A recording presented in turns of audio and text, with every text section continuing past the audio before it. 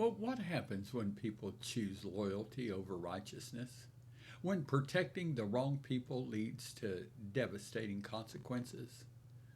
Sometimes doing nothing or defending what's wrong can cost more than we ever imagined. So, howdy and welcome to Friday's edition of Today's Bread. Now, this week we've been talking about the consequences of immorality, and today we're focusing on brothers at war. Now, our scripture is Judges chapter 20, verses 12 through 28. Now, by this point, all of Israel had been shaken by what had happened in Gibeah. So the tribes come together and send a message to Benjamin. Turn over the men who committed this wickedness so justice can be done. Benjamin had a choice. They could have done what was right. They could have held the guilty accountable. They could have stopped everything right here. But they didn't. Instead, they chose to defend the guilty. They stood by the men of Gibeah. And in doing so, they actually become part of the problem. And that decision led to something unthinkable: civil war. Brother against brother. The cost was devastating. On the first day, 22,000 Israelites died. On the second day, another 18,000 fell. 40,000 lives gone. All because sin wasn't dealt with when it should have been. But then something changes.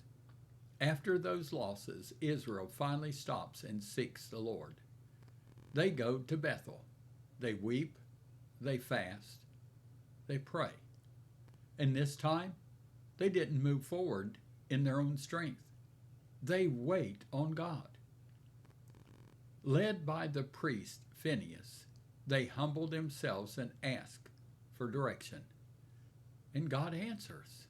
He tells them, "Go tomorrow. I will give you the victory." Now, the takeaway is when we defend what's wrong, we invite conflict. Misplaced loyalty can be costly. Doing right isn't always easy, but avoiding it is far more dangerous. And even when we've taken losses, it's never too late to seek God. Never. When we humble ourselves, God responds. So thank you for joining us today. Now, if any of our posts bless you, please consider blessing others by sharing them. Now, Friday's prayer focus for America is unity and healing in places torn by political, racial, or ideological conflict. Now, remember, Jesus, he's coming back soon. So here's Friday's blessing.